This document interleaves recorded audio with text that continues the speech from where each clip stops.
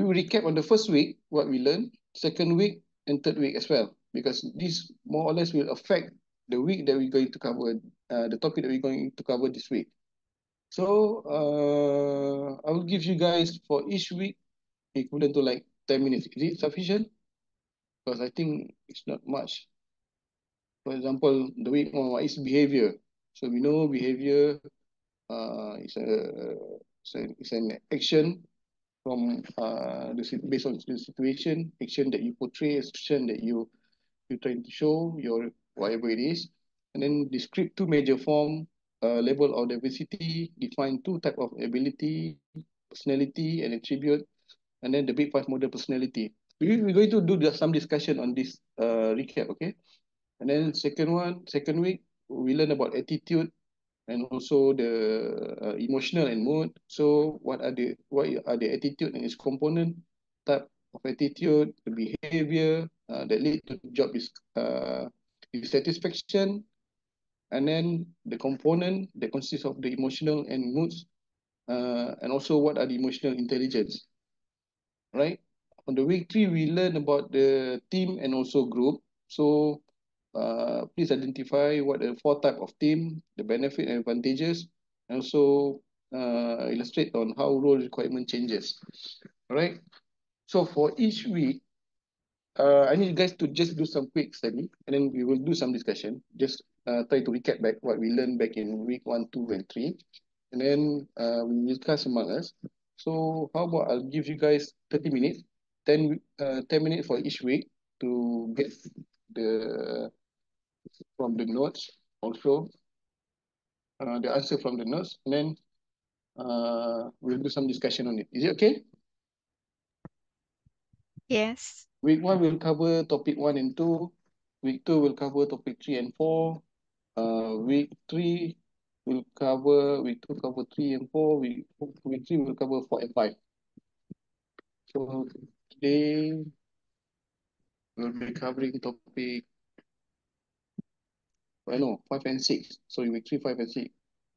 1, 2, 3, 4, 5, 6. Today 7. Yep. So we good?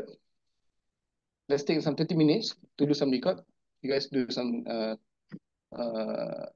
studies back, then we will discuss, okay? I'll get back to you guys. So you guys can discuss among you guys also, no problem. Okay, who's gonna go first? For the behavior. So this is how you're gonna go. So after you answer the first question or whichever question that you're going to pass to somebody else to answer the next question. So each one of you will answer one each, lah. Right? So can we go with Sister Melissa? What is behavior? The way in which one act or conduct oneself. The way we respond, isn't it? It's on the particular event. Yes. Okay, Yes. good. All right. What else? You wanna ask who next?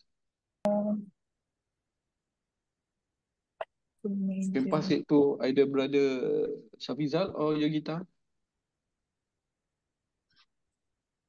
Shall I answer? Yes. Go ahead, please.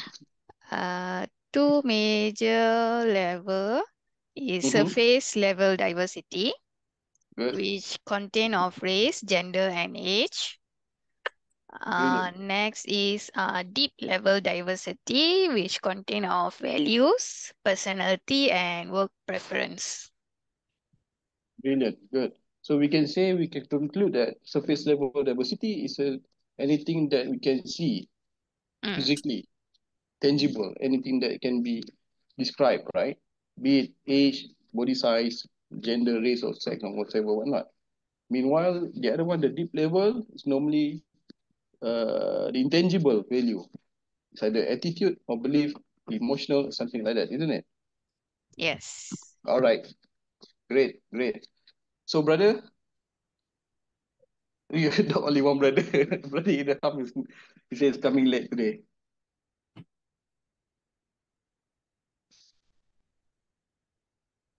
Two type of abilities.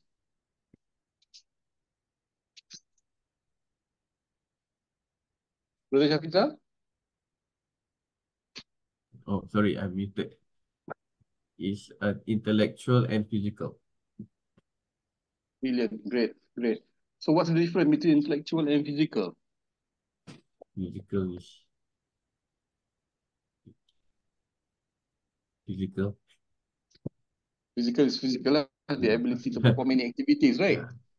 So be it, anything that have to do with your agility, your strength. So that's have to do with the physical abilities. Age is The considered physical. come again? Age. Age, the ability. We talk about the ability. Normally, ability involve anything that you're able to do. I think age, Oh, yeah. That's physical. why, Okay. yeah, it comes with the agility and strength to perform any task given. Mostly it's a blue collar, mostly uh, technician, mechanics, and all those things where that doesn't involve their the thinking skill. So the intellectual is normally in term that require a degree of thinking. So analytical, strategic, something like that. All right. So what is personality and its attribute factor? What is Uh, personality? Is it character? exactly. It's a combination of character. Mm. Character, the qualities that individual distinctive from other person, the characters, basically, mostly about characters. All right. So, what are the attribute factor of the personality? What cause individual personality? What cause my personality? What cause that I'm being me now, or you being you now? There are two. What is it? The source of personality, attribute factor. The culture and Yes, the how you be culture, raised up. upbringing, environment. Yes, Yes. great. So we are being influenced by our environment, be it culture, be it our surrounding, be it anything. So that is one of the factor attribute that contribute to our personality, how we our character today. There's another one.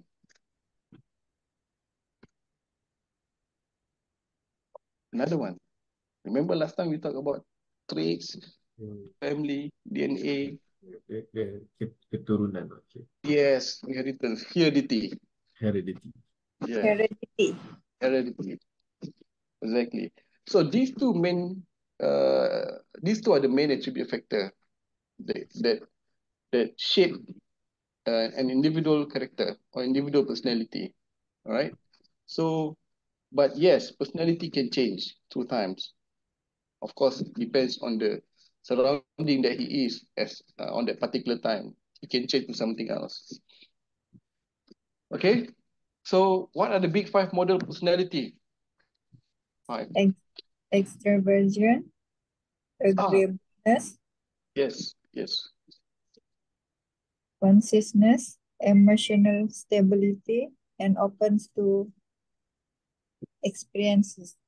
Thank you. Thank you. Yes. So remember last time we go the big five model, ocean. We said it ocean.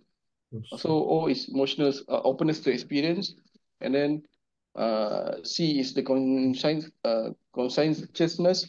Then E is extraversion, agreeableness, and then neuroticism. So neuroticism is normally involved in emotional, negative, sadness, whereby the agreeableness is more related to the kindness of individual. Extraversion is the social ability of that particular individual. All right. So next, what is attitude and its component? A tendency to respond in a favorable or unfavorable way. So attitude might be positive, negative, or neutral. The reflection of how we Yes. feel. Mm. So is it something that we express or something that we react physically or anything? So it's purely expression, isn't it? Yes. If you compare with behavior, behavior is our reaction, isn't Mm. it? So these Oh, two are different. That's why if you remember, there's a saying that don't, what do you call it? I forgot the saying. Because behavior and attitude are different. It depends on the situation and depends on the occasion itself. Right? So yes, attitude is the expression how we express a statement on anything that we are not happy or we're happy itself. Right? So what are the three components? There are three components. Three components of attitude. Yep. Cognitive, Yes, cognitive. Oh, Yes, affective, brilliant. and behavior. Behavioral, great, Mm. great. So cognitive, affective, and behavioral. So these three are interrelated. So it started from cognitive. So cognitive is involved with the opinion or your belief Mm. on the attitude itself. And then from the cognitive, it goes into affective. So it affects the emotional, the feeling, the mood during that particular event, where then it'll be translated into the behavior, right? From the cognitive, it goes into affective, the emotional, the mood, then translated into behavior, how we respond to it. If you're happy, then you will show that your happiness, you anything that you can portray, anything can reflect it. All right. So, what is the type of attitude? That shows that attitude. Yeah, it shows that you are happy. It shows that you know how you it reflect. Remember last time we go job satisfaction.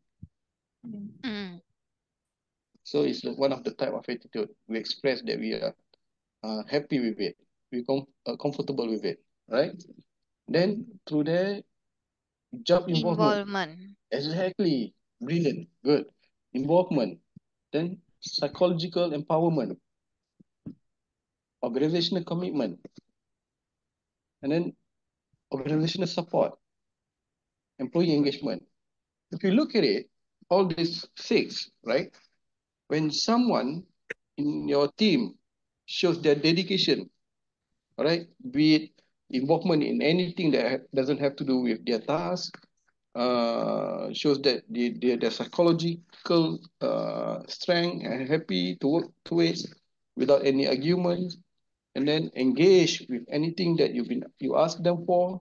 It shows that they are satisfied, they are happy. It shows that their attitude at that particular time is positive. All right. So what behavior that lead to job dissatisfaction? I think Brother Safita can answer this. what behavior that Yes. If you are not happy, what will you do?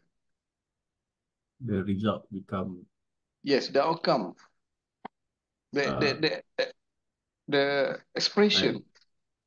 un unsatisfied and lead to cannot deliver. Okay. Okay.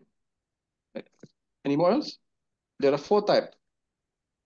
There are four response basically related to job dissatisfaction. First one, your loyalty. Your loyalty will be down, right? And then you're voicing out, all right? You showing that, try to voice out, showing that you dissatisfaction, unsatisfied, you're not happy with the be it your task or this situation itself. And then exit.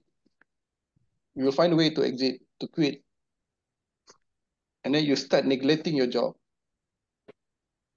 We're seeing it, right?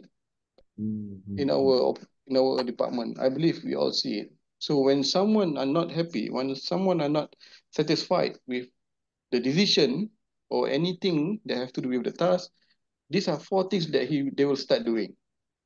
Neglecting, and then the loyalties drop when being asked, they start to ignore, and then they find a way to exit. Right? Can we agree on that? Yes. Right. So what are the effective component?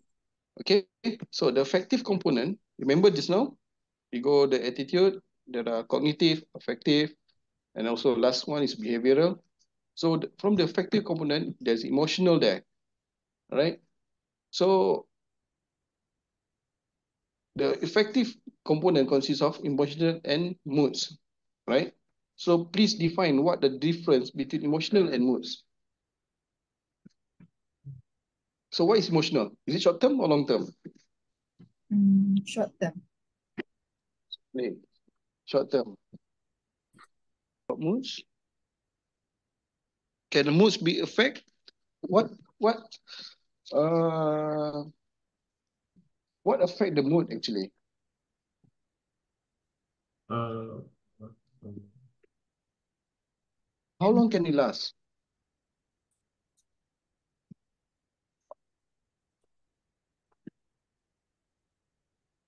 What affect your mood? Actually, you sleep in.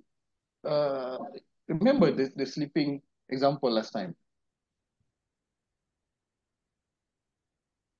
wake up and feel moody. Yeah, you had a long day yesterday, right? For example, you had a long day yesterday. In the morning you got meeting, in the afternoon and evening you still have meeting. You ended up came back home around 9 or 10 o'clock.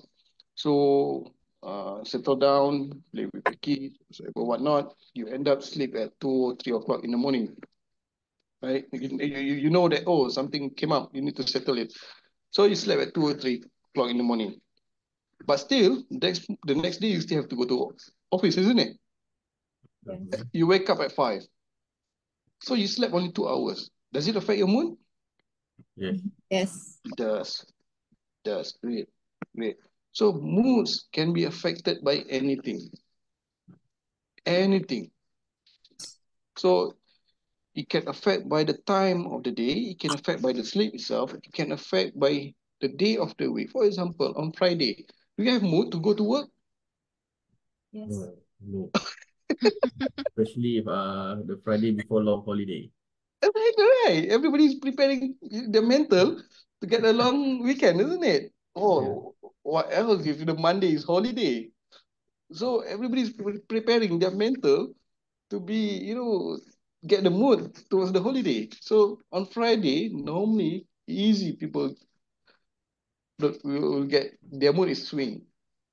It's normal. So yes, mood can be affected by anything. All right. Now, what is emotional intelligence? Right. The ability. The ability to control your emotional. Great. Yes, yes. Ability to control your emotional, be it during stress time or you'll be able to communicate effectively, and then you able to encourage others. So that is, although during at that particular time you may be, you may have emotional disturb, but still able to control your own emotional. That is emotional intelligence. All right. So a week before we learned about team and group. So what are the 4 type of team? Four. There are 4. Inclusive.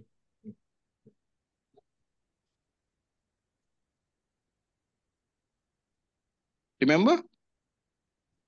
Oh,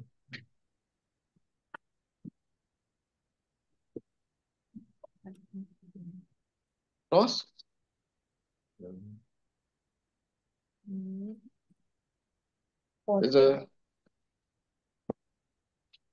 cross-functional. oh, Problem solving, problem solving, Yes. self-manage. Problem solving visual. team. Yes. Virtual, cross-functional, self-managed. So normally, for problem solving and self-managed, it involves on a lower level of group. But the cross-functional is normally involve higher level, which that team consists or comprised of a lot of other people from different departments.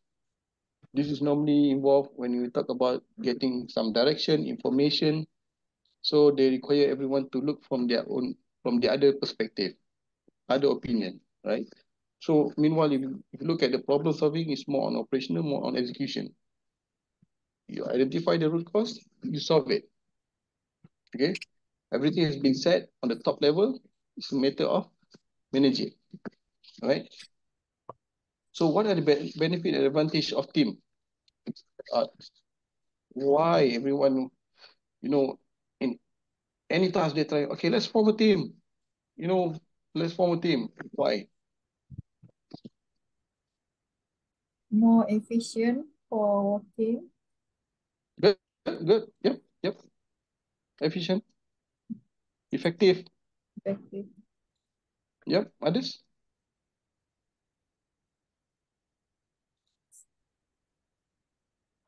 You got a group of 6 people. You got one main issue. So everyone crush their head to think about how to solve it. What's the impact? 2 brain better than 1, right? More ideas and feedback. Yes, more idea, more creative. You got creativity, right? Instead of only one person think, you got 5 other people who help you think about it. So there's a lot of, and on top of that, you will be covering from every angle that you can. The thing that maybe one individual may miss, but other people will look into. Right? So that is one of the benefit. That is the benefit of team. So now, when we talk about the role requirement, remember in the group there's a role. It's either you being a member or you being on the position of chairman or any position, right? So how the role requirement change from time to time?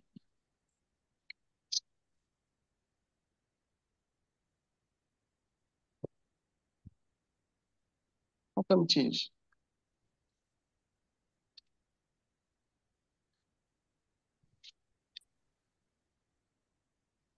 You're forming a group. Now you assign someone to be a leader. Okay? Let's say, for example, a group of 5 of us. So we nominate Brother Shaviza to be a leader. Okay? From his reputation, from his competency, we think he's the best leader that we can have. So, Brother Rizal, please lead us. So what happened when there's a situation where it requires a critical decision and your expectation is there, right? But the actual is here. So the expectation and perception that when someone is being assigned as a chairman or as a leader in the group, they should be able to lead, guide, all those things. But when he's unable to perform as per our expectation and perception, that's where there's a role conflict. The expectation does not meet with the actual. So they call it divergent role expectation, where there's this conflict. All right. So normally, yeah, the leaders, some will assign, some will nominate. So it depends on the situation. All right. Some may be through democratic, through voting, and whatever, whatnot. Now, the reason why I want to recap is that anybody know why do we recap? And why do we select this kind of sample question? What will appear in our exam? No! Soalan bocor. Or maybe, yeah, maybe think about it. Ada? This is the fundamental of OB. This is the fundamental of B. Yes, we can say that. We are actually studying an individual behavior. All right. You know, as an organization doesn't work by itself. It doesn't run by itself. It runs by a human inside. Although you have machine, although you have AI, but still there are human there to monitor, to maintain all these things to work efficiently, right? Now, when we talk about the behavior based on individual, isn't it? Robot does not have behavior, right? They don't have emotion, all right? And then when we talk about personality, the character is also involved individual. It involves one particular staff. Remember, from because of one particular staff, he may influence a group of people. Then from this group of people, they may impair the organization objective. Whether is it going to be met or not? Just because of one particular staff, because of their dissatisfaction. If he have a very strong voice, he may influence others. Okay? Now, when we talk about the behavior, we talk about the character, we talk about the role, is actually relate with a leadership. So all must be there. As a human who's being appointed, who's being nominated to be a leader, he must have his own behavior. He must have his own attitude. He must have his own character. All right? Imagine if you have a leader that are so negative. What will happen to your organization? Not good, isn't it? You will have a bad result, isn't it?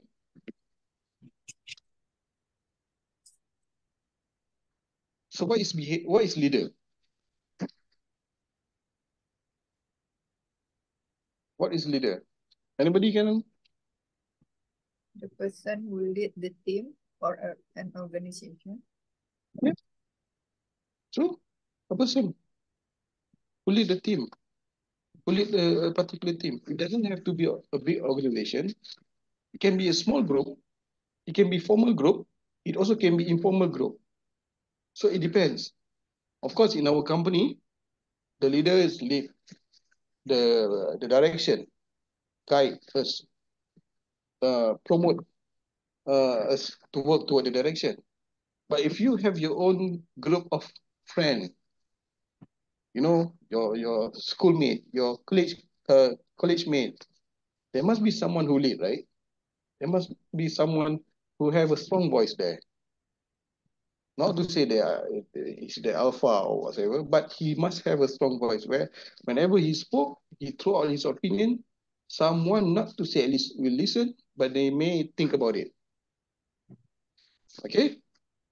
So as a leader, he must have the ability to influence a group of people or the organization or the group that he's leading toward the achievement of the goals that been set by be it organization or the group's charter, anything.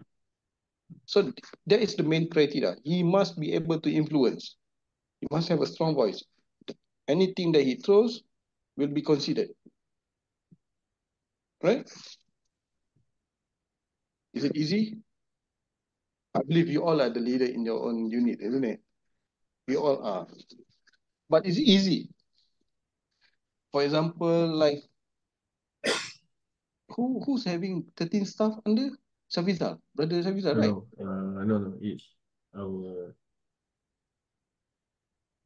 Who have the biggest? Okay, since Yogita, you got how many your subordinates? 5. 5. Melissa, 13.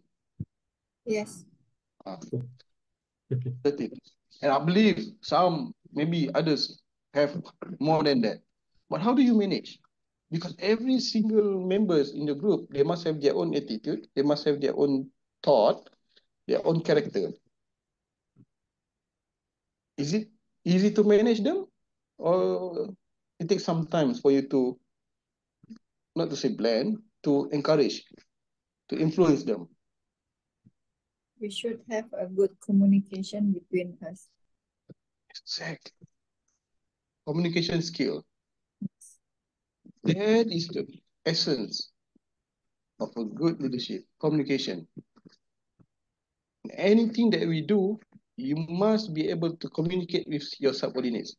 Failing which, it will be catastrophic because your subordinates will not understand the direction that you set, where you guys are going. You cannot expect them to know where you guys are going, where we should go. No, everything must be communicated properly and clearly. Okay, right. So under the theory of leadership, there are three leadership theories. The first one is based on traits, ancestral, DNAs, traits, right? Second one is behavioral leadership. The third one is contemporary, and the last one contingency. Okay, so based on the traits, right? It says that normally the not all leaders may have the leadership in his character. Not all. All right. So a good leader actually are able to assert themselves. They must have the ability. All right. And he's very disciplined. He or she should be very disciplined to keep the commitment, to lead a good example. Let's say if your boss, your immediate manager, your office hours started at 9, and every time he came, maybe past 10 or maybe past 11, he come as he please. What kind of example that he set? It shows that you also can come at 9 or 10, isn't it? Because he's also not obeying the rules, right? That is very bad example. So, like the theory said that you should be able to influence to a greater good. Okay, be be it in the organization or a gang leader or something like that, whatever it is, he must have the influence. And then the good leader also must have an advantage when it comes to leadership. Every time he spoke, there'll be a listener. Every time he, instruct, there'll be a doer. Someone will follow. Okay. The traits theory saying that they are focusing on the qualities and the characteristic of the leaders. These are the two things that they are focusing on: the qualities and also the characteristic. Okay. Another trait saying that a leader must have emotional intelligence. Remember just now, we just discussed about the emotional intelligence. So, as a good leader, you must have emotional intelligence, which is empathy, part of the emotional intelligence. You must have empathy towards your subordinates. You must have a sense. You must have, consideration on anything, be it if it's about the decision making, be it about a judgment, you must have a sense of empathy and also consideration. Okay? And research said that people high in emotional intelligence are likely to emerge as a leader. That's what they said. All right, but it depends. Like remember just now we said that character can be aged over time, and it depends on your surrounding, because there are two. It should be a factor on the personality, your surrounding, your environment, and also your heredity. So we good, huh? We good? All right. Okay, now behavioral theory. Behavioral says that we can train someone to be a leader. Do you agree or not? Leadership can be trained.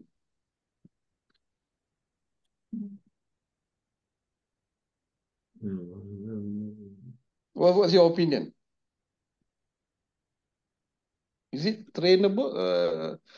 Are they big, based on the train, they can become a leader, or even if you train also, if it's not in their traits, if it's not in their DNA, they'll not be able to be a good leader. Yes and no. Because, come again? I think it's yes and no. Yes and no. Why? Well, it is trainable. Mhm. I believe that it's trainable, but sometimes if it's not in, In themselves, the yeah, character. yes, the character, because sometimes the character also plays a role. Yes, agree. Because how we portray, like even if your slide say that people see leaders, they see above average from in the group. True. So yeah, so it's again because sometimes when I see the different upbringings between those in the board, you can see that their family background is already from an established. Okay. So they Yeah, have a good upbringing, yeah. led by the parents. But of course, I would say that it's not 100% no, but yeah, I think it's yes and no. It's very subjective. Yes, Mm, I agree mm. with you. It's very subjective because this we talk about from the inner self, the person self. Although you send him for a training, multiple training, in 1 year you send 20 training, go to leadership training, read leadership books. But if it's not in him, he can't. You may try. He may be a leader, but he may not be a good leader. Yeah, they want to Yeah. So it really depends. So you may have the attribute, you may have learned a lot of things about leadership, what you should do, what you should not. But being good doesn't not necessarily have to do with the behavior or training. Right? So yes. So the behavior may be subjective. It depends, regardless on how many trainings you have gone through. It really subjective whether if it's not in your trait, you may not be a good leader. But be it like this. How do you define someone a good leader and how do you find someone a bad leader? Very tricky question. For I think example, you got to take this. good leader always talk about we and us, but bad leader always say about me or I, not involve the team or the group. So a bad leader always put his own interests other than people. Yes. Okay, we may take that. We may take that. I'll But say that I give a good leader should know when to be veto and when to be consensus. exactly. That's the thing. Which That's the we thing. like that actually. It's supposed to be like that. Because why? You have to understand. There's another thing. Remember, there are 4 theories. The situational theory leadership. All right. Situational leadership theory. A leader must be able to change over time. He may be able to change accordingly. Depends on the situation itself. There are times require him to be firm. There are times require him to make a drastic decision or maybe non-favorable, unpopular decision for the interest of the organization itself. He must know when to think on the organization as a whole and when is the time to think about the team. As a good leader, he must have the ability to change according to the situation. Agree? Yeah, that's the problem that we have right now because especially in an agency or government link kind of company when it's go to board, the chairman say A and then the rest say, oh yeah, A. So does he should say that he's a kind of pleasing the boss? But of course he have a boss, isn't it? Yeah. So that's why it is argue debatable lah, for Yeah, this topic is very academic. subjective. Yeah, very We can debatable. discuss on the academic wise, but at the end of the day, whatever decision, whatever action that was taken, it very subjective, depend on that particular time and particular situation. On academic wise, yes, we can mutually agree, we can consensually agree that this is it, this is how it is. But let me ask you guys, do tell me one leader that are being loved by everyone. You know, this one leader, oh, everyone happy to see him, everyone support him, everyone say he's the best, he's the good, you know, tip-top condition. Everything he do is the best for everyone. Is there any or no? No, there's no that I always say like this. If you want to make everybody happy, go sell ice cream. Yes. Isn't it? No, I had a long discussion about this leadership thing, with one of the consultants, just now, with the MNC one. So I said, sir, how do you define the good and the bad leaders? He said, like, Shafiq, listen like this. Look at this way. There's not a single leader in the world that everyone love or respect or will agree with him. There will always someone that disagree. For example, we're not going to talk about politics, but use it as an example, right? The leader currently that we have are appointed through Vote. voting, right? So let's say we said that he won 60 votes, while the remaining 40 goes to the other party, the other guy. Okay? Does that mean the guy with 40 votes is a bad leader? It doesn't mean, it's not necessarily. And does that mean that the guy with 60 votes is the best leader? No. So that's the thing about it. When you're on top, there will be nobody will agree. Not everybody will agree with you, and there will be time the disagreement there, conflict is there.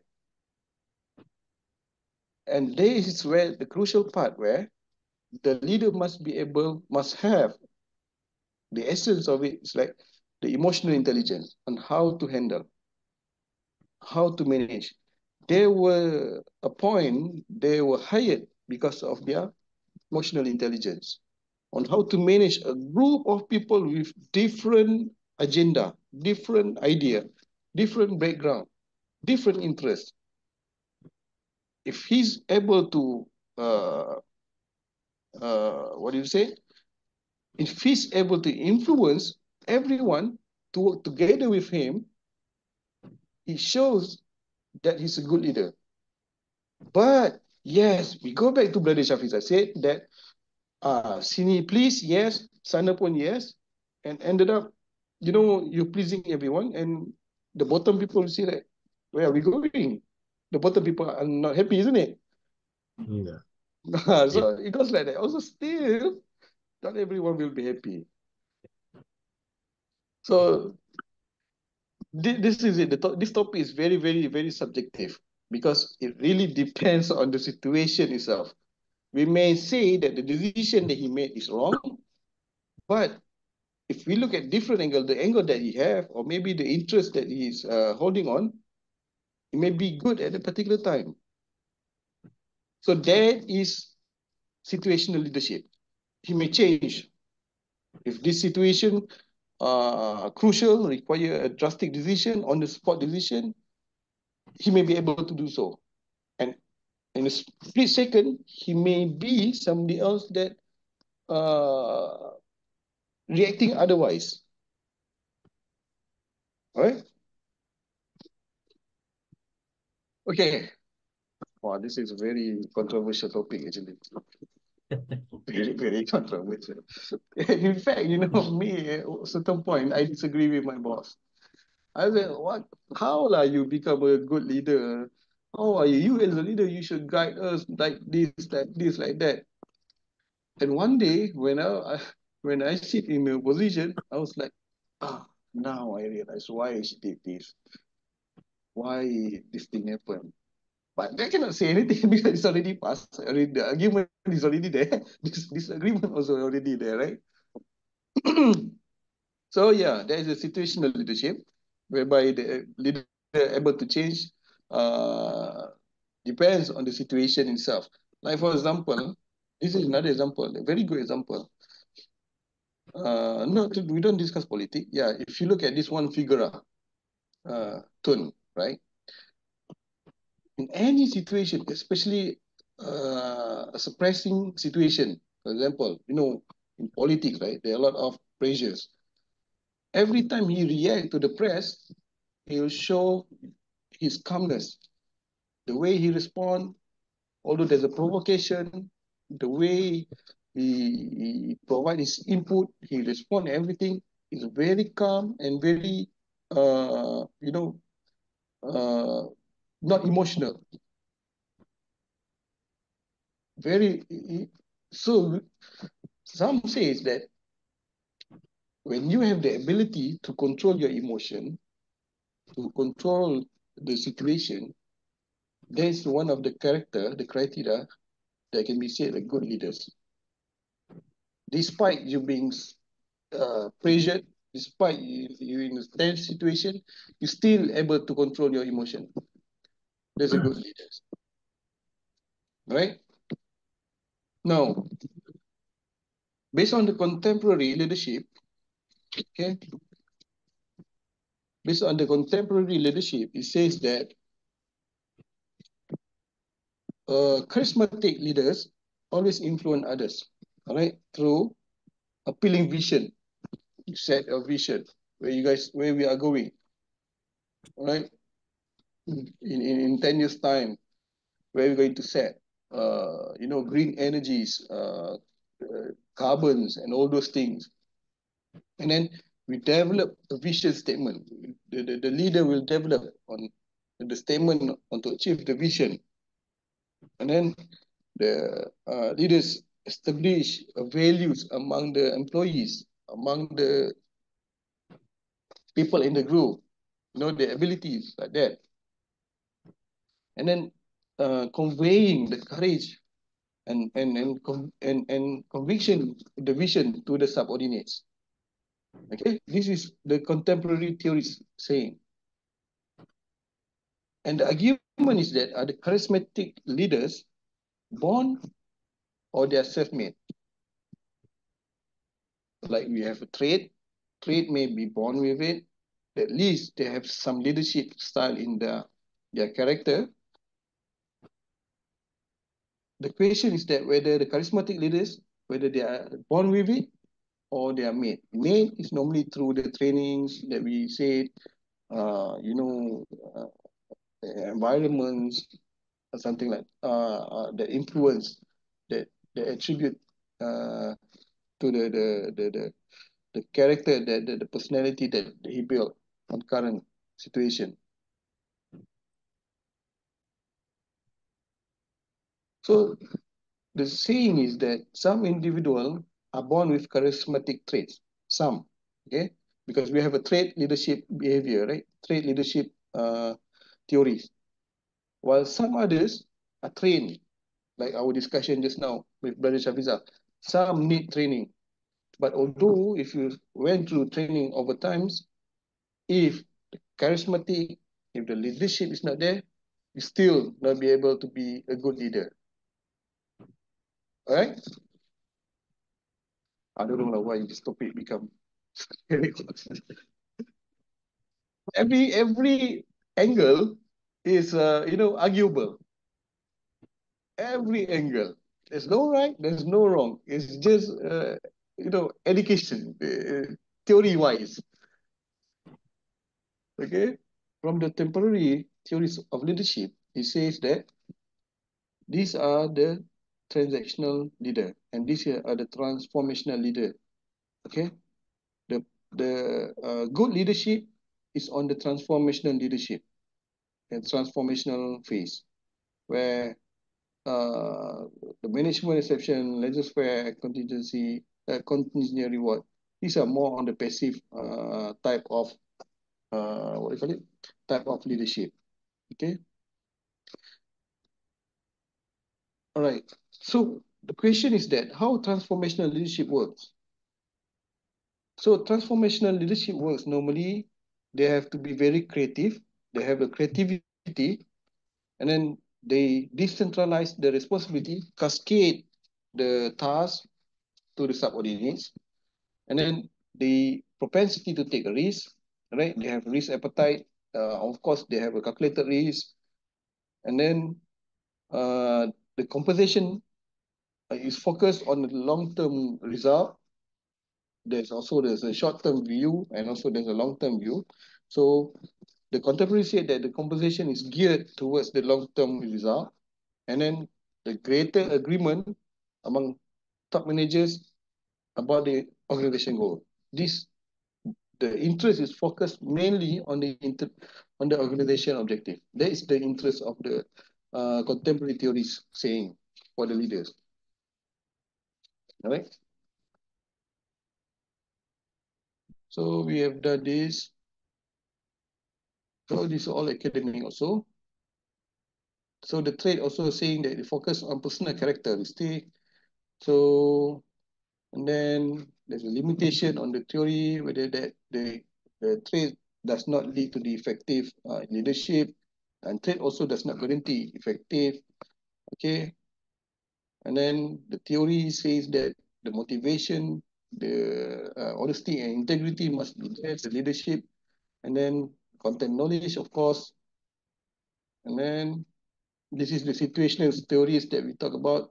The circumstances determine appropriate behavior, whereby on certain event, the leaders must act according to the situation itself. It may be, no, as a normal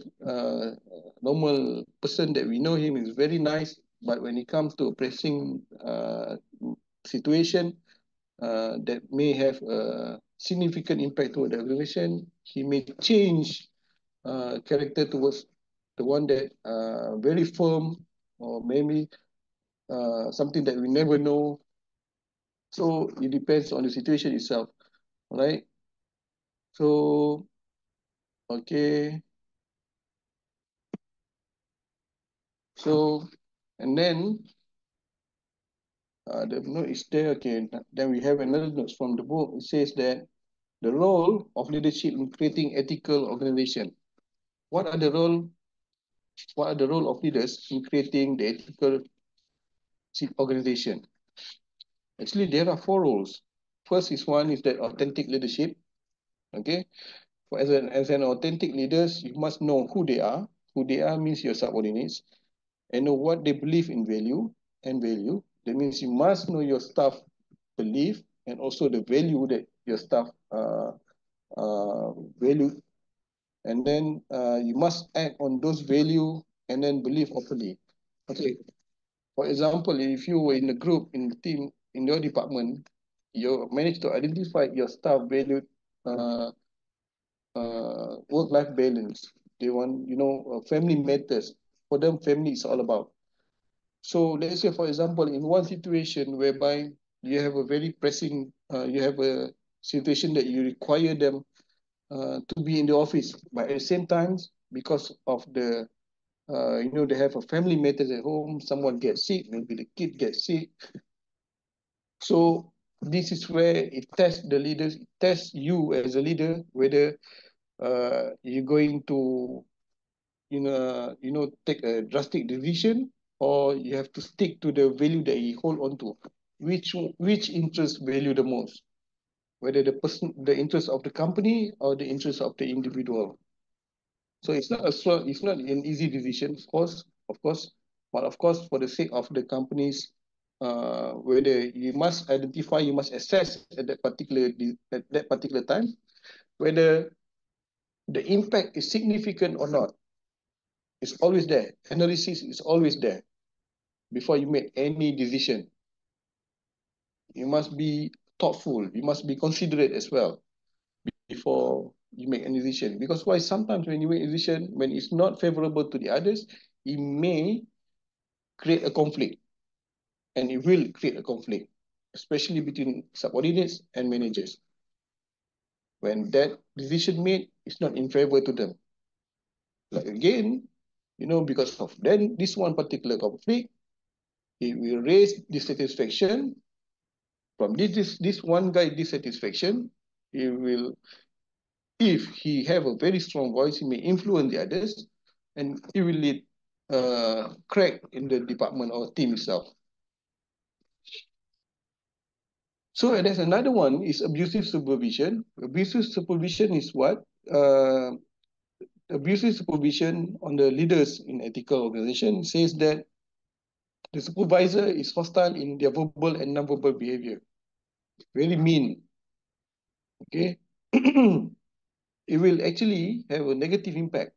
What kind of impact that it will have? It will affect the behavior. It will affect the health of the subordinates or maybe the team, and then it will also lead to an increase in depression. Also, the emotional exhaustion, it will be there. The conflict. Remember just now we talked about conflict?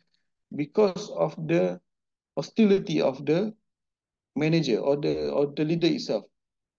They are not considerating, they are very mean when he is trying to do or make a decision that's not sensitive. These are the things actually that may lead in conflict. All right.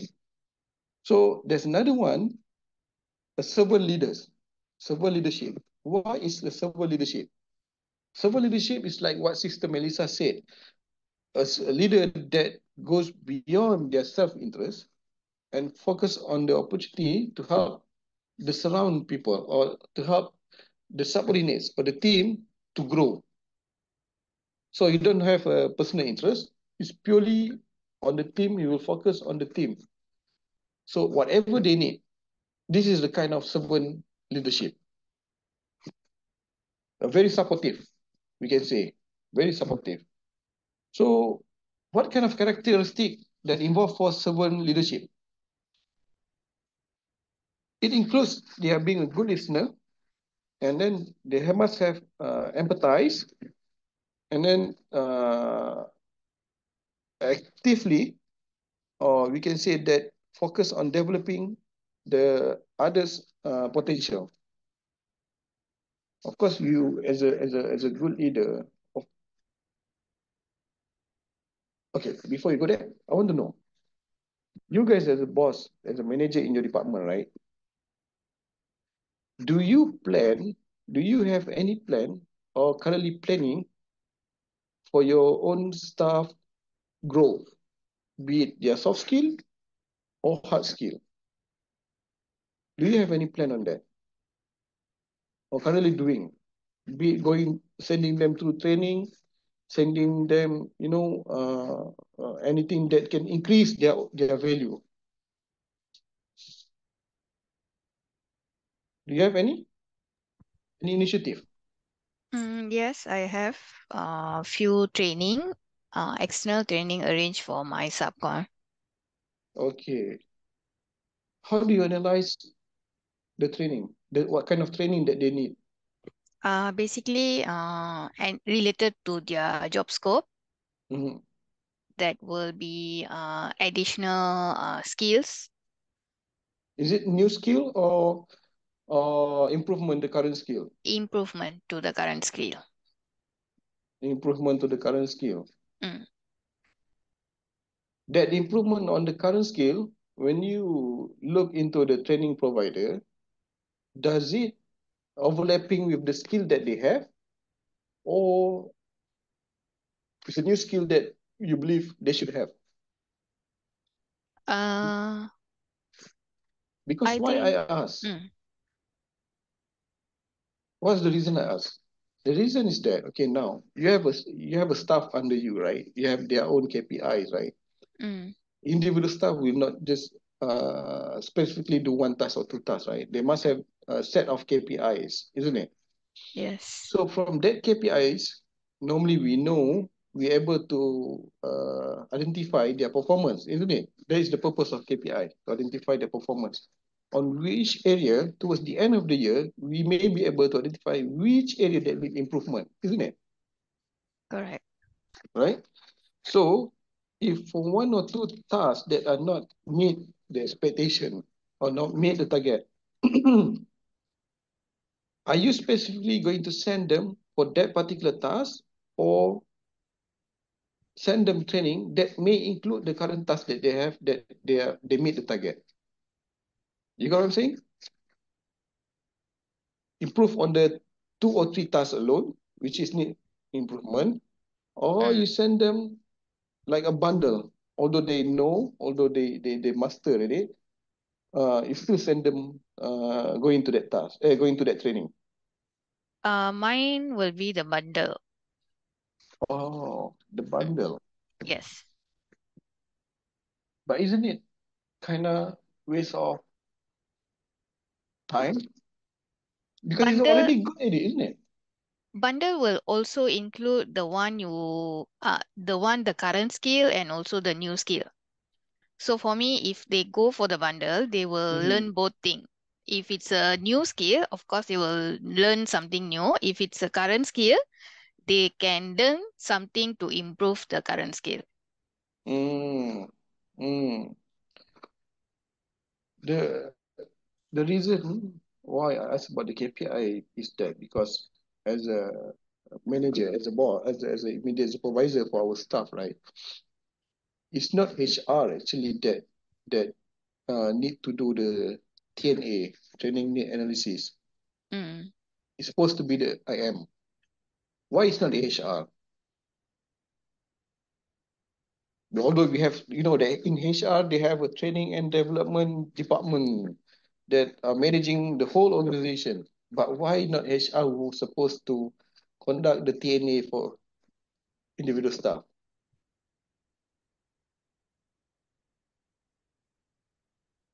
Any answer? Why not them?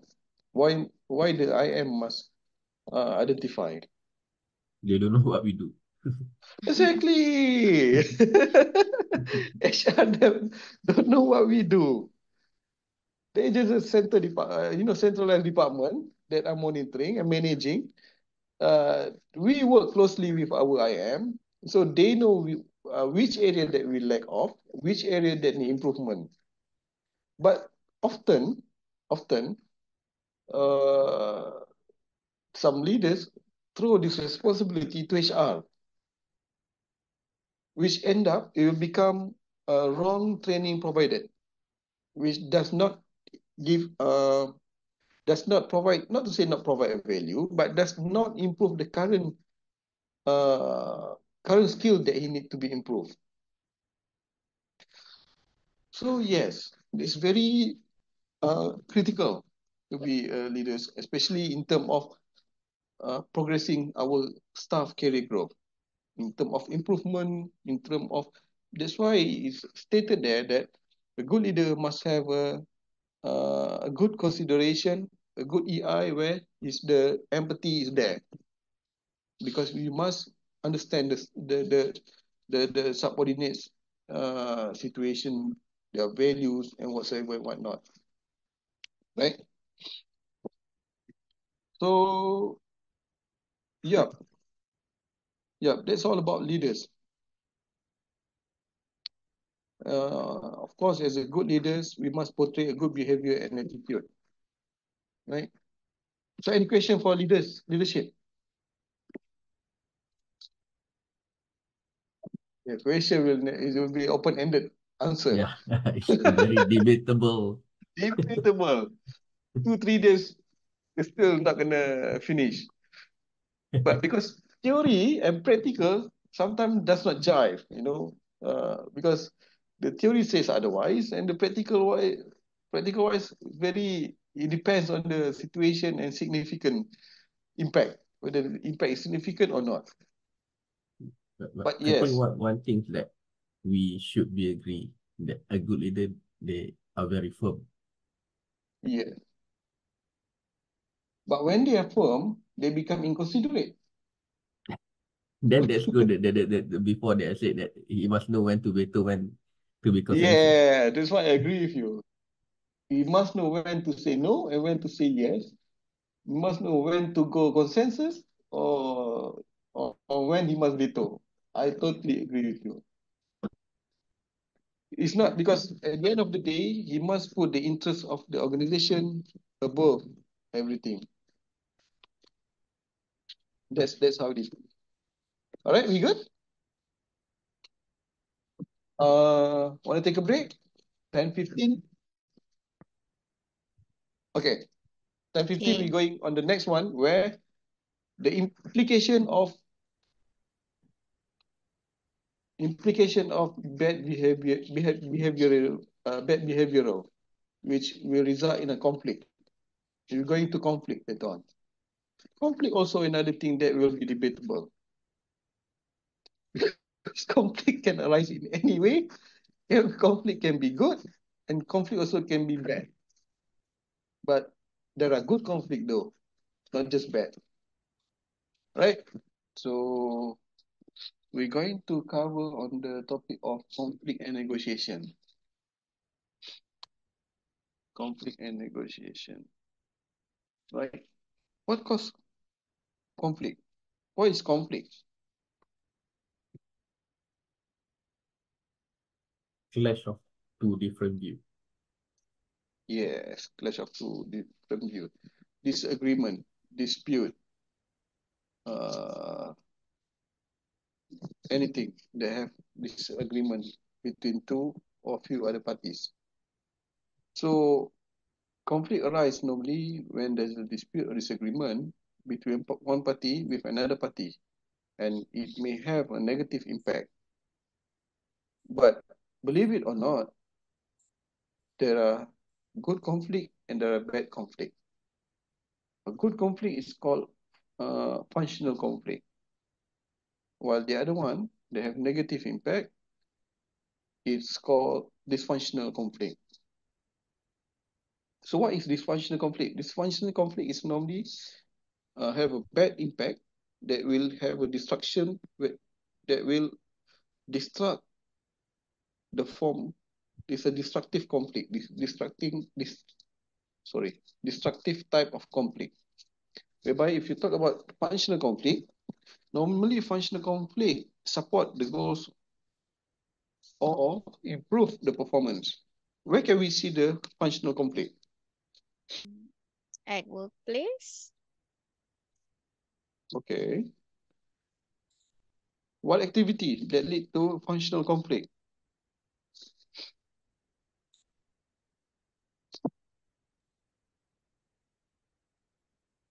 Discussion. Functional. Yeah. When you conduct something, right? Let's say you conduct a team building or you form a team to discuss on certain agenda, certain things. When during that discussion, of course, not everybody will agree among each other, isn't it? Everybody will have their point of view. So this kind of conflict where everybody uh, try to stood on their feet, try to prove their idea or try to prove their point of view is right. Through this conflict, it will provide a positive impact where you may cover the area that you may not view a different kind of angle. You know what I'm saying? So when everyone throw their idea, where everyone participate in the discussion, so this kind of conflict that arise between you and the other parties, where the argument came, where of course there's a disagreement, but at the end of the day, it will lead towards the achievement of the goals that was set up by itself.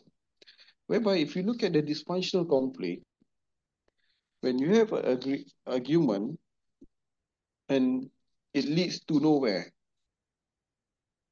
You don't rise, you don't get into consensus agreement.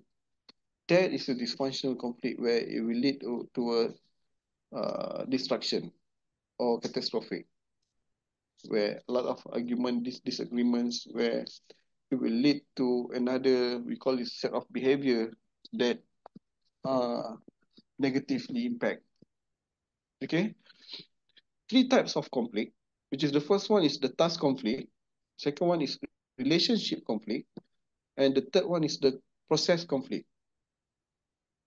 The task conflict, like we talked about just now, is normally referred to the content and goals of the work.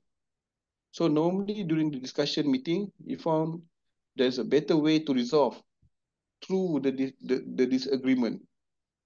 When somebody else tried to explain the reason why, the justification behind on why the idea that he thrown is good, and the other party will start realizing, though, yes, now we realize that there's another area that we need to cover, that we are looking at into. So this is the task conflict. Whereby the second one, we talk about this relationship conflict. Relationship conflict normally focus on the interpersonal relationship. It's uh, for example, between me and Yogita, between me and Brother Shafizal. When it get into personal, so this agreement is hardly resolved. So that's why when you have this kind of conflict, it's normally take another step to resolve, whereby normally we go face to face. There's another method of which we will be covering later on. Now we talk about the process conflict. It's about how works to get done. The teammate actually, for example, the teammate might disagree about certain decision, whether it will be made by individual or by a group consensus. This is where we talk about, like the earlier discussion with Raja Vizal, where it will go vetoes or will go through democratic way. This is also kind of process conflict, right? These are three types of conflict: task conflict, relationship conflict, and also the process conflict, right? Okay, normally, what are the root cause of conflict?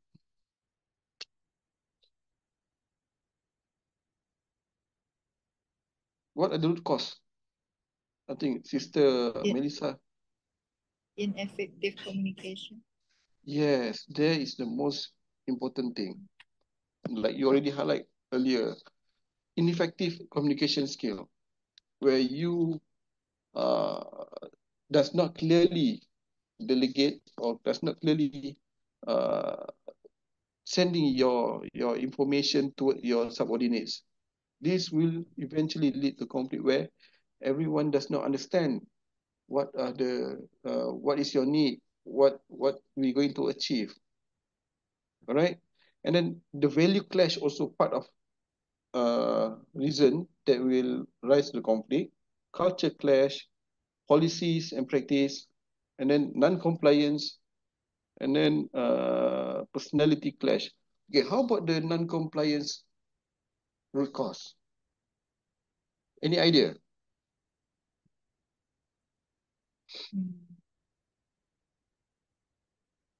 Any idea? Brother Shafiza, you may have the idea of non-compliance conflict, the root cause of non-compliance.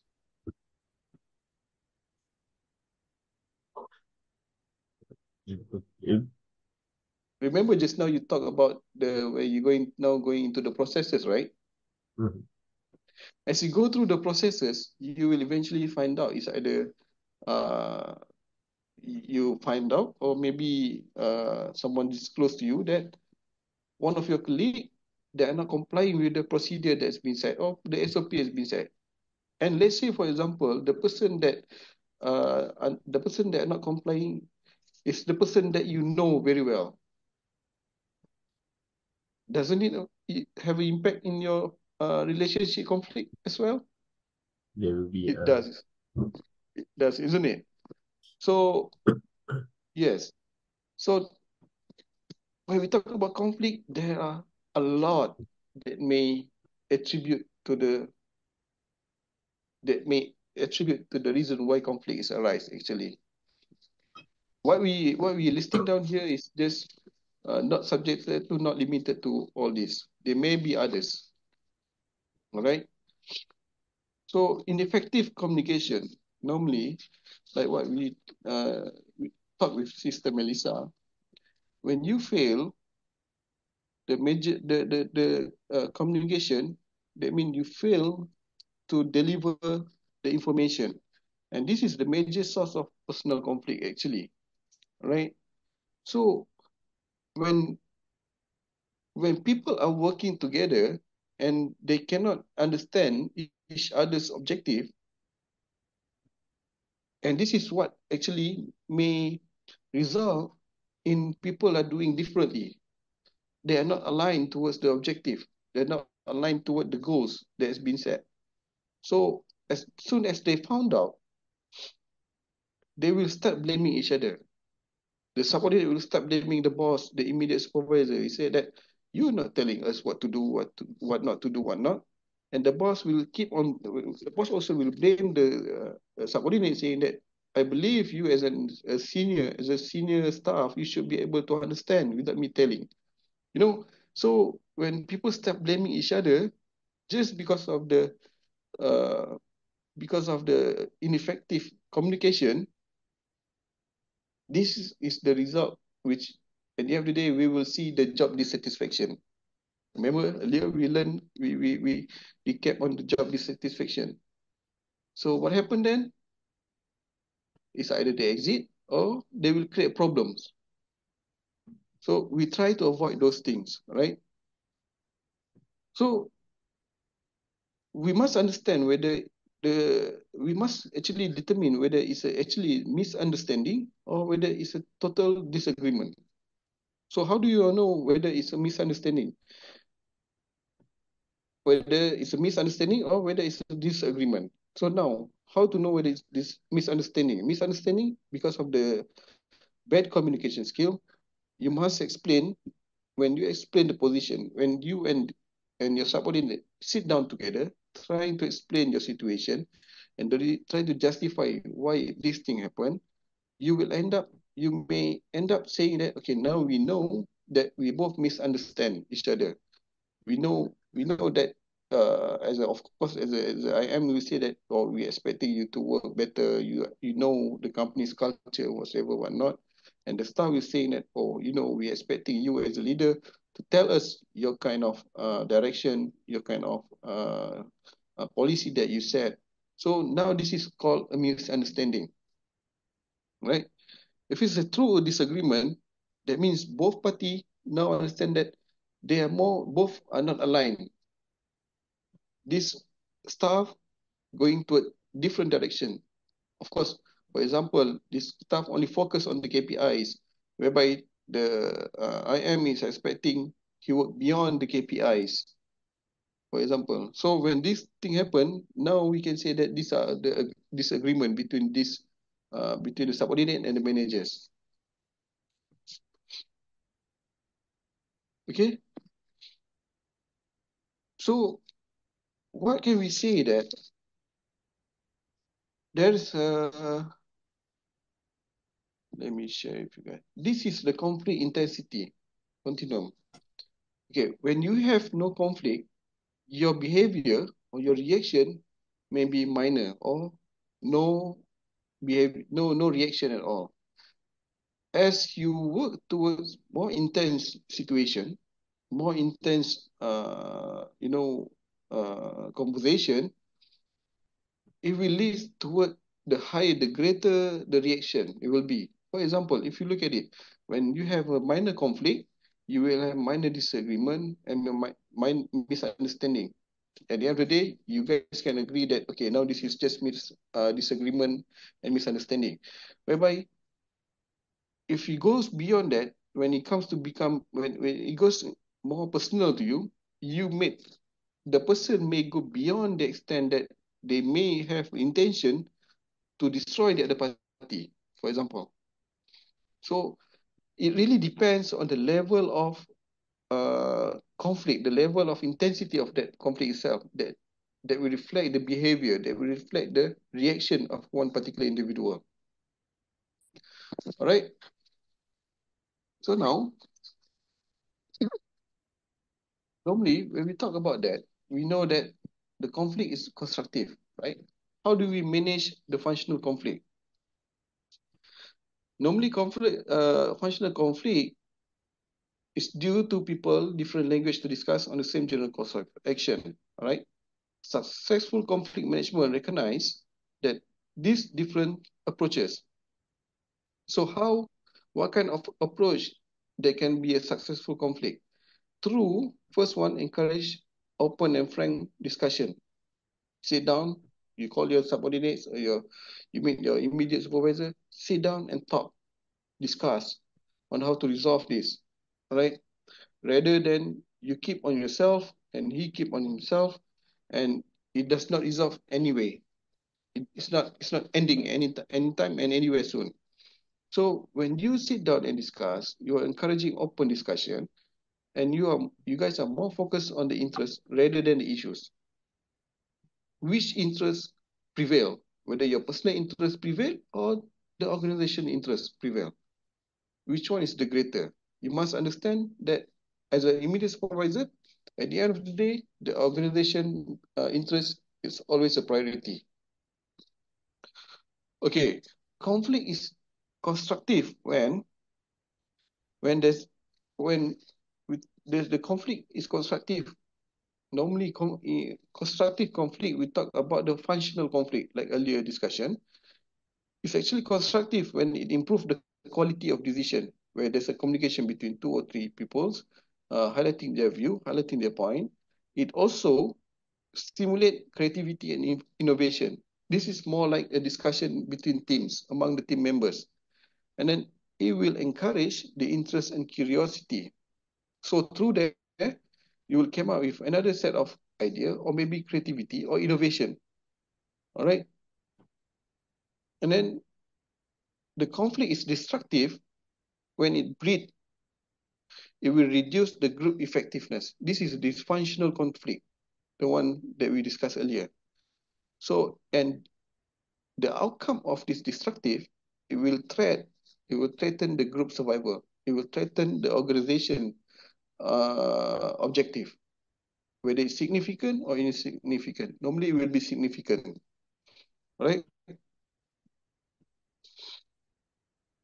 Normally, group that resolve conflict, they are successfully discuss the difference opinion. If you have conflict between your colleague, what do you guys normally do? Do you keep to yourself or you open talk about it? I don't know. Girls sometimes they become more open, whereby men are normally, they tend to just let it go. Is it a correct or not? Or the opposite?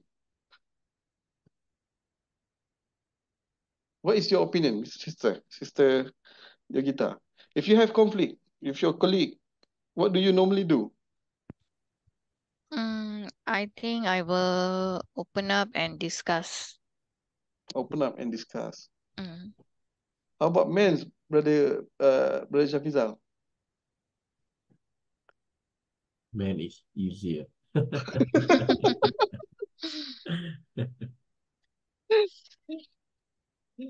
Normally, from what I saw, men's are more like, just kind of let it go.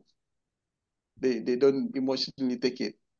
It's like, it's okay. If you don't want it, then it's up to you. But yeah, not all women are, emotionally, but some, yes. Right? Okay. So, do you have conflict at office? Always. Always. Always. Does the conflict involve higher level or among the peers? More with the direct manager.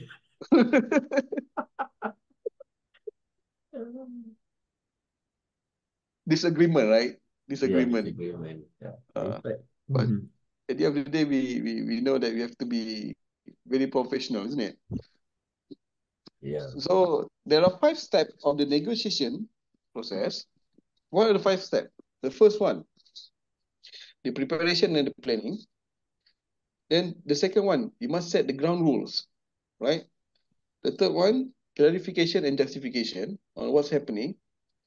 And then bargain and problem solving. Last one is the closure and implementation. Okay, when you have issues, like remember just now we talked about sit down and talk between each others. Now, when we have issues there, we try to resolve it through the discussion, through the face to face. All right.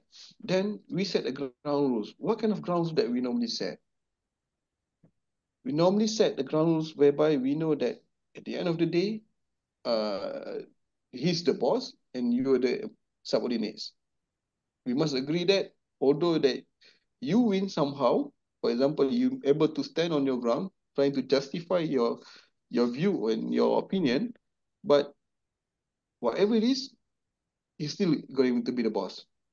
He's going to be the immediate supervisor, right? So the respect is always there, be it whether you respect them as a I am or as a human being or as a somebody that you know, right? That is should be the ground rules.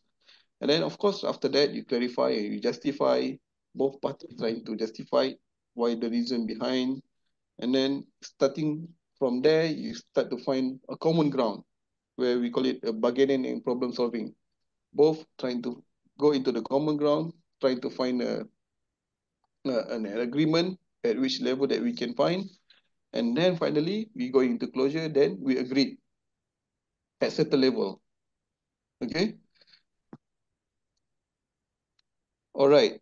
So how does the individual differences may influence negotiation? Actually, when you discuss on the negotiation, if you are influenced by your emotion and also by your moods, it will affect the negotiation. It will affect the discussion. It will affect the you know the face-to-face session that you have. All right. So meanwhile, if you talk about personality traits in negotiation, you may say that you can predict an opponent negotiating tactics if you know something about his or her personality. For example, you know somebody is very well, all right, and then you have dispute because of you know him very well, so you can predict what kind of negotiation tactic that he's going to use, what kind of discussion that he's going to implement when you guys are trying to resolve the issues. Okay. All right. Does different culture affect the negotiation? Do they or do they not? Yes. Yes. Yes. Yes, exactly. Brilliant. So yes, the answer is yes. The culture does affect the negotiation skill, the uh, uh, negotiation time.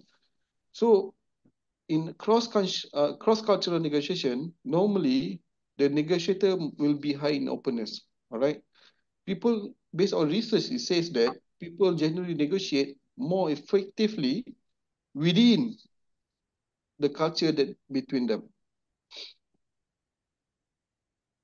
An example, if you, let's say you have a conflict between, uh, let's say your peers is also a Malaysian, right? Okay, now we're sharing the same culture, right? Negotiation way culture. You know, as a Malaysian, we are very polite. We're trying to, you know, not to be straightforward, isn't it? We're trying to cover as much as we could during the, you know, not to hurt someone's feeling. So it does affect the negotiation, isn't it? But imagine if you are having a discussion about a conflict with somebody, let's say for example, an American or maybe a Middle Eastern person. who are more blunt, who are more bold in terms of expressing their opinion, in terms of expressing their ideas, and also very strong in character. It will be you guys will be having a different approach, isn't it? So yes, it does affect the negotiation if you have a different culture. Okay. So there's also questions saying that whether does gender differences affect the negotiation or not?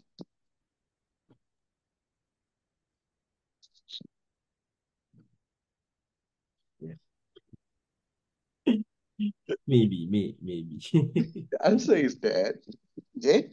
The answer is that women are more cooperative, they said, okay? This is based on research, right? The women are being more cooperative, pleasant, and relationship-oriented in negotiation as compared to men. So meaning to say that women are being can be seen that they are more cooperative, they're more considerative, as compared to men somehow rather. Okay.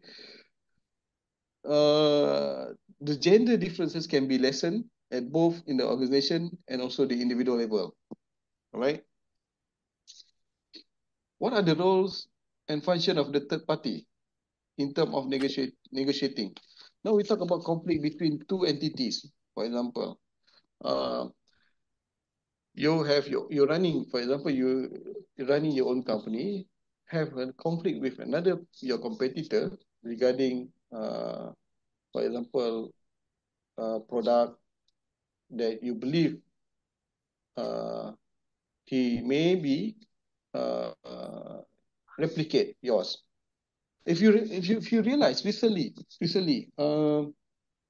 the Carol Amin case, right? Remember? Do you guys aware? Okay, Sambal. Sambal, right? It's a very simple one, Sambal, which is already been registered under my IPO trademark. So now, what happened was is that he's claiming that the other party is replicate his intellectual property, the design that he have. All right. So these are kind of conflict between two parties, two individuals, isn't it? So if they cannot resolve by themselves, the best thing to do is through the third party, right? Where does the normally third party come from? If you cannot go to the court, some may go to the court, but of course, sometimes court will also advise you to go to arbitrator. So the point of being arbitrator or mediator or conciliator is to make sure that they're trying to resolve this issue, this conflict, without going further, escalate further towards the greater catastrophic, something like that. As long as they can discuss, find a common ground, get into consensus agreement, saying that, maybe the other party trying to ask this guy to, to admit, something like that. So they don't have to go to the higher level, to the extra level where they have to go to the court, which is the last resolution, the last solution that they have to go. So this is the purpose of having an arbitrator, all right, to negotiate and also to moderate the conflict between two or three parties. Okay? So, all right. So now,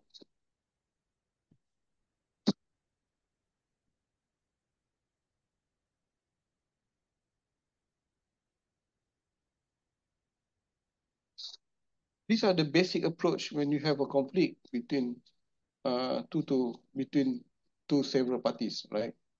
It's either one party will win, the other will lose, or it's lose-lose for both, or it's a win-win for both. So, of course, when we talk about win-lose, that means the other party, one party will try to stand on the ground to make sure that the other one admit that there is their mistake. But if you talk about lose-lose and win-win, normally they cannot. Both are trying to, for example, if it's the win-win, both parties will try to find a common ground where the interest that both they have will be upheld, rather than I'm trying to fight my right until the end. So now let's settle it down. We agree at certain level. This is it. This is the solution that we can have, and we make our way right after this disagreement. Okay, this is the kind of approach. So we have several negotiating style. All right. So this kind of negotiating style, maybe you can be avoidance, accommodating, or winning or losing style. So avoidance style says that you're being uncooperative and also non-assertive. Meanwhile, in terms of accommodating style, you are being very cooperative in terms of resolve these issues. When you talk about the win, also uncooperative. These are the behavior of conflict. All right.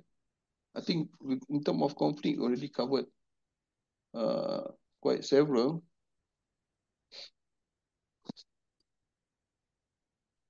Okay, these are the steps on the resolution. Decide whether the misunderstanding or disagreement, whether you have to understand what's the problem and collect fact this is the root cause. All right. Then you clarify. These are the steps that we discussed just now. Right, and then try to gain the mutual agreement, both mutual gain, and through brainstorming, whatnot, and then you implement the option. This is the closure, the agreement between two parties. All right. So this is a kind of alternative dispute. It can be an open door policy through the arbitrator, also through hotline, like back in I think in MCO, during MCO, do you realize that the government came up with the hotline for uh, mental health? Remember or not? Yes. Right. Because of the issues during MCO, a lot of mental health issue which lead toward a lot of people who, suicide and family broken and a lot of things. So they came up with this toll-free hotline to try to resolve as an arbitrator, something like that. So these are the initiative, very good initiative to talk about. Okay. Role of labor union. Do you guys have union in your office? Which is in ours we do. Normally union involve only clerical level. Do you guys have? No. No. No. No. I think bank, yes. Oh, surprise. We do have union in our organization where, trust me, it's not easy. Any decision made by the management, and if it's not, if the most aggressive union is actually the clerk level. So when they feel unsatisfied, they will bring it to the discussion with the top management. If they cannot find a consensus agreement, they'll bring it to JTK. What's JTK? Labor. What's JTK in English? Tenaga kerja. Jabatan Tenaga Kerja. They will bring it there, the labor department. Which is at a certain point, I have opportunity to talk with the management. Right? At a certain point, they find it quite disturbing, to the extent that even if you don't give them increment, they will bring this matter up beyond. Okay, increment is one thing. Sometimes they're trying to nego in terms of bonuses. And if let's say, for example, if one of their members are being, investigate or maybe uh,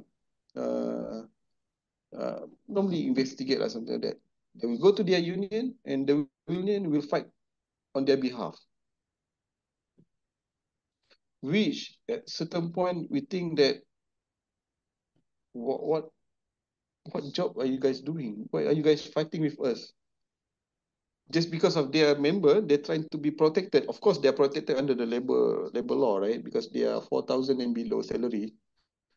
So in anything that they can fight, anything that they can, argue, they will do so. So for those companies who have union, sometimes they may find it troublesome, or not to say troublesome. I mean, they may find it's like there's a dispute between management and the union, and also those people who have lower income will try as hard as they can to join the union to protect. They believe that the union will protect their right. Actually, that's what they believe in. So this is the collective bargaining. Of course, through the negotiation, the collective bargaining is there. The 5 step is there. So through the mediator, right, the arbitrator, okay. So this is about the bargaining and on discussion on the how to settle the dispute in terms of conflicts. Do you guys have any conflict? Of course, you guys have any conflict, right? Any conflict recently want to share?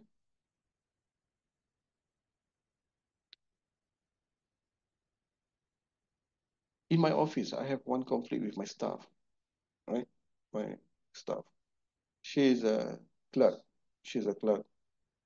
So when I asked her, I said, you have to do this, because it's a process based. Mine is a process based.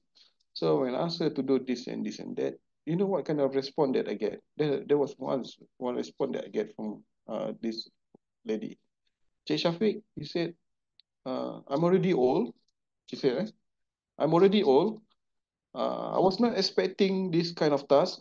I was expecting a task that are more relaxed and not burdensome to me. So can you please give me a more easy task? And I look at her, I was like, my response is that I call her Kak. I call her Kak. Kak, we are all here trying to make our earn, right? So uh, let's not go into the Islamic kind of thing. I told her, it's like, it's okay. If you don't know, you tell me. I can teach you. But don't when you start pushing job, the other people have to take your loads, and it's unfair for them. Okay, that's one part. There's another part. Okay, this one is very challenging. Wow, really tough girl. Okay, she have her own task. I delegate her task. She know her task, right? She know her task, and then one day, I think at the time she know that she's about to go out and maybe change to another department. Before I decided to change her to another department, so I told her, "Hey, can you do this, and this? This is in your offer letter. I don't know whether your offer letter there's this clause or not. Any task assigned by immediate supervisor. Do you guys have any? It's an open clause, right? It's very open clause. It's very vague. Okay, so her task is done. Of course, now I'm giving her another task. You know what her response to me? Cik Shafiq, if I don't want to do, what can you do to me? Looking straight to my face. If you were me in that situation, what will you do? Straight to my face, looking at me, right into my eyes. She said that, Cik Shafiq, if I don't want to do this, what can you do to me? And I look at her, I was like, wow, you really have courage to say that to me. What will you do, Gita? You know, in my office, I have a lot of women colleagues. Most of the staff I have is all women. I only have one guy. The rest is women, girls, women. Yeah. What will you do, Yogita? Mm, no She's idea. challenging you. I hope I won't go through this situation. She's really challenging, testing your patience. What will you do, brother? Brother Shafizal. Never faced this before. That's But when I how decided. how do you measure her performance? If you, I think if just for the sake of discussion, Uh, let's say for the whole 1 year, you give one task and she managed to finish it in 6 months. I think she has the right to say, I don't want to do what can you do to me. Because I already that, complete my task. yes. If you remember the discussion with me and Brother Ahmed last time, the downside of the KPI. Yeah. So it create people to be like a robot. They only do the task that they were assigned. They don't want to do any other task. That's the downside. Of course, we're trying to achieve the organization goals or whatever, whatnot. Lah. But this KPI is actually limiting people from doing other things, from contributing other things, right? As soon as she said that to me, I look at her right into her eyes. I said, look, uh, sister, I call her sister. If you don't know how to swim, don't test the depth of water. Don't swim in the sea because you don't know what I'm capable of doing. So all I'm asking is politely, please help me do this and get the things done, and that's it. We're good. He looked at me and he just walked off. And I was like, wow. I said, that's it. I sent her off. The other department took her. This is the kind of conflict that we normally have lah, in our unit sometimes. There are people who are challenging us. Of course, I believe you guys are also face this kind of thing too.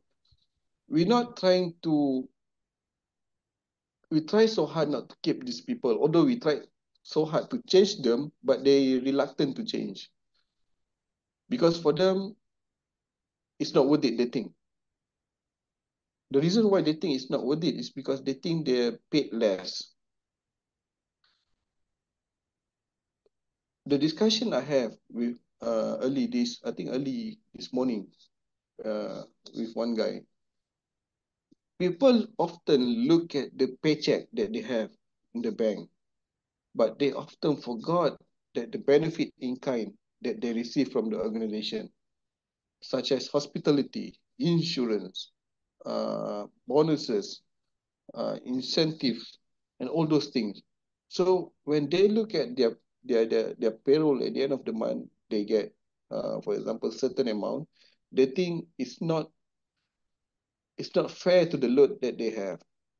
This is what lead to the dissatisfaction. Actually, money, yes, money, and because of that, they give us the bad behavior and the negativity in the department, in the team itself.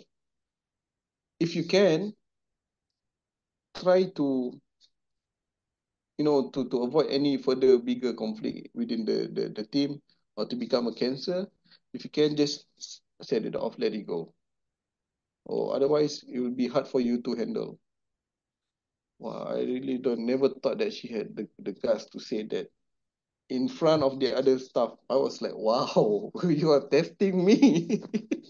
I have my situation, but not me. In our discussion, one of my team is going for hard to work up for uh, hard. So the boss said, hey, can you back up this person? And okay. then she said, I don't want. In the end, the boss has to give the job to somebody else. Like, what? Wow. Wow. So the other people That's get pissed off.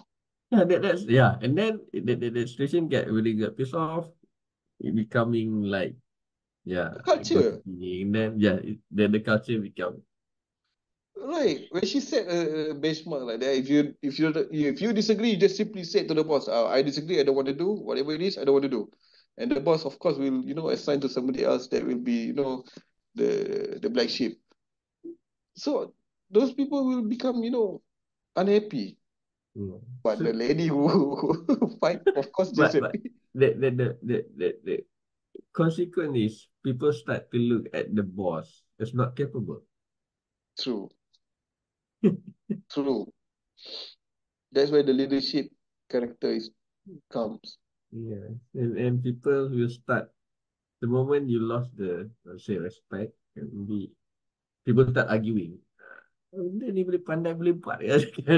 Can he lead the team kind of thing. It's a lot of consequences happen if this. Mm, true. I agree. And the people who took the load Yeah, will find a way to, they're not happy. yeah. Hmm. I have that too. That people also complain. It's like, Che Shafiq, why they keep giving me? Actually, that was the previous departments. Why they keep giving me this task? This lady, because of this lady don't want to do, then everything being transferred to me. Of course, I did my part. Of course, yes, she can deliver her task on time and everything. But why everything is being lumped to me? Why not? She take the job, whereas it's hers, isn't it? So it's kind of hard actually handling people. Oh,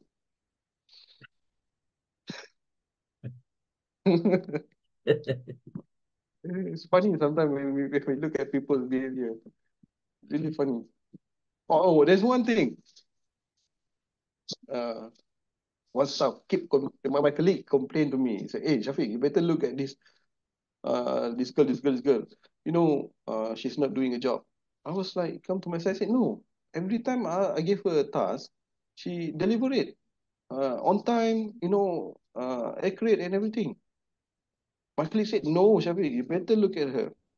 So I try to, once in a while, I try to pick her, try and look whether she did a job or not.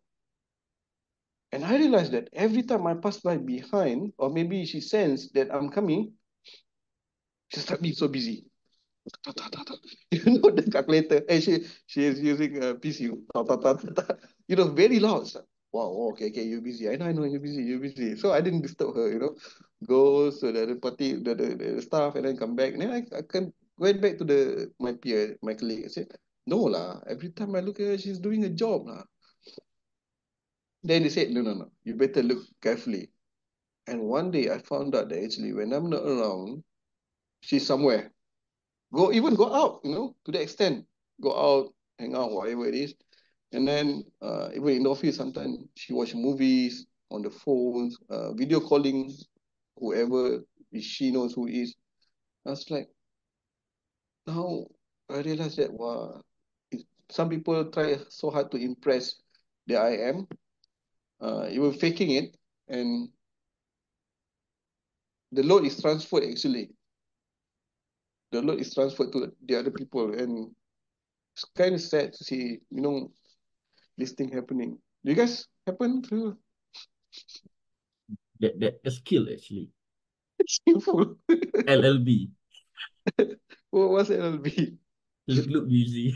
Look busy. Oh, they have, this small mirror. This Side small mirror. mirror. Yes, like side mirror. Seriously, like a side mirror. It will be put on the right because I'm always coming from the right, right? So it will be put on the right. And every time pass by, it's like, hey, Shafiq. I was like, hey, how come you guys know? Then I realized every single one got mirror. I was like, wow, you guys really, wah, hebat. Really hebat. So yeah, managing conflict is not easy, but of course it take a lot of skills, it take a lot of experience, be it whether democratically to resolve it, or be it whether you have to, vetoes or something like that. But things need to be resolved because if it's not resolved, it will hurt the company very bad. Especially the bottom line is the dollar and cents where we cannot achieve the objective set by the management.